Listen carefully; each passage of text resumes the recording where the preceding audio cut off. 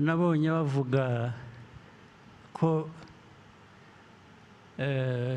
yewe ntegura umukobwa wanjye kuzayobora igihugu ariko jye uwanteguye ninde mbanze mbabaze rero hanyuma ariko ndababwira n'ibindi yewe wanteguye ninde ntabwo nateguwe na data ntabwo nateguwe na ni mwebwe kwanza mpora nababwira mwagezaho mukansezerera ngewe ko nanjye ariko singiye kuvuga ngo nanjye nkaba nkamwe oya ntabwo nzaba nkamwe ndabyanze rwose ibyo ngibyo ntabwo nzaba nkamwe nzabaho uko ndiho uko nshaka ni kuba kubi kube kubi ni kuba kwiza ubwo nibiba bibi nzabyishyura niba byiza nzabyishyura so ibyo ariko nabitwaye layitiri ariko kubera ko bindeba ndavuga nti reka nzabikoreho komenti gusa mu bantu mbe mbirangije ariko ikindi hari igihe ari umuryango wanjye ari abana banjye ni abanyarwanda nk'abandi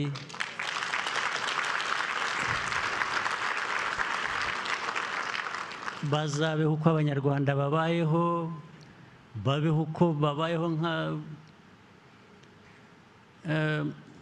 mu buryo bwa buri munsi buriya abana banjye babiri bamaze kujya mu gisirikare nashatse ko bajyamo ari batatu kuko bafite ari abahungu ariko umwe arananira avuga ko atabishaka bombi narabegereye ndabinginga nabwo ariko mwebwe ashaka ariko impamvu nayo ndayibabwiraga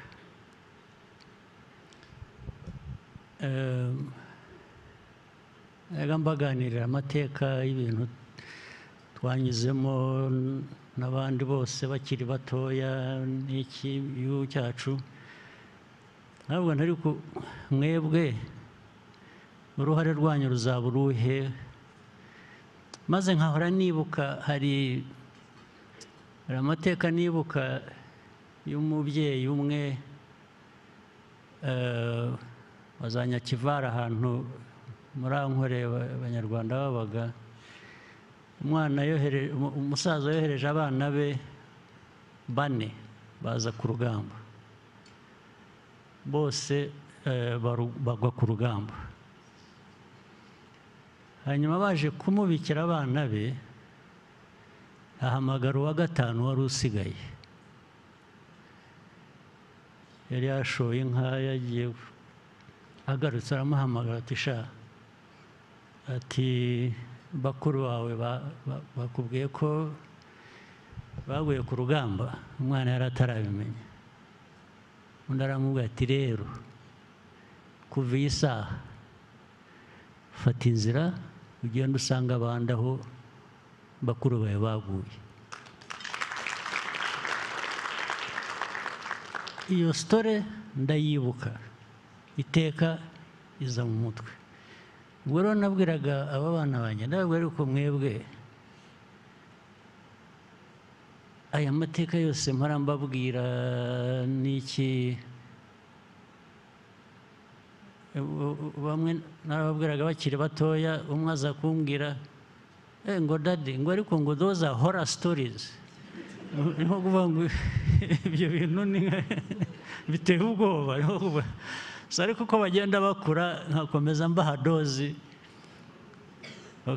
so bamaze gukura abahungu ndababwira 2 rwose bo barabikunda barabishaka ko bazajyayo undi niwe wavuze yabigiyemo ntabwo atari ko gihe ntabwo bijyanye numva nshaka kumera ndavuga nti nawe kora ibyo ushaka niba udashaka kubijyamo ukora ibyo ushaka. Namwe se urashaka gukora iki? Ati jyewe ati ndashaka gukora amafaranga. Ati nindagiza kwiga nzajya muri business. Arangije aranyurira. Yambwira ngo mwebwe ngo n'abasore bandi barumuna be ati kubera ko icyo gihe muzaba muri mu bindi ati nzabatunga. Ati ndashaka kuzabatunga ati reka njye muri ibyo mwe mujye mu byo mushaka namwe ati tuzabura. So babiri bajya mu gisirikare ndetse nabanje kubabuza ndababwira ngo babanze bige. Bari barangije digiri ya mbere babwira ngo bakore masters hanyuma muzabone. Baravuga ngo ya mureka babanze bajye bakiri bato. Twabwiwe ko mu gisirikare habamo no kwiga bati dushobora gukorera izo masters mu gisirikare. Ndabemerera kandi numvise wakurikira inzira nanyuzemo n'ubwo irimo ibibazo byinshi ntacyo byaba bitwaye. So ariko rero icyo mvuga ni ukuvuga ngo nababwiraga ariko abana b'abandi twose twakuranye twarwanye ku rugamba n'iki namwe so kuvuga ngo umwana w'umunyarwanda uwo ari we wese harimo n'abanjye akwiye kuba icyo ashaka kuba agakora icyo ashaka kuba. Icyo mvuga rero ni uko uwo mukobwa ngo uzagira perezida ntabwo nagira umuntu perezida ntibibaho ntabwo byakunda wenda nawe ntanabishaka. Ibyo ubwo ni politiki iri aho ikwiye kujya muri puberi gusa nta handi yajya. So nagira ngo ngende soza mbabwira ko dukwiye kuba dufite politiki ifite purpose, ifite vision, ifite commitment, ariko n'abantu batubonamo natwe tubonanamo nka kureba ukabonamo ukandeba ukayimbonamo bikareka byo kuba kubeshyana ntaho bigera. Intambara zindi za buri munsi ndizera ko Nduhungirehe yaba yazibabwiye ibya Kongo hakurya aha n'iby'iki ntabwo wabibanyuriyemo. Hari icyo utavuze nababwira, hari icyo wumva wasize inyuma nabanyuriramo.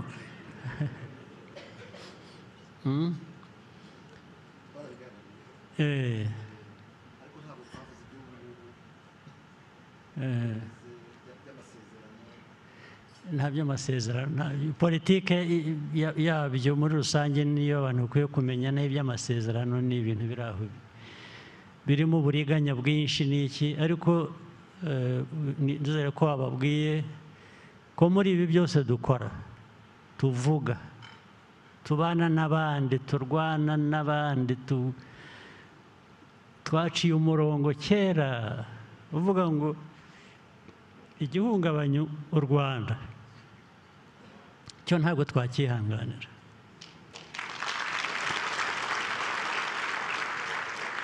U Rwanda ubuzima bwacu ko dushaka kubaho is something we shall live for or die for. So there are no two ways about it. Ibindi reka nzabivuga ubundi muzongere mugire indi nama vuba bidatinze cyane. Murakoze cyane rero muramuka.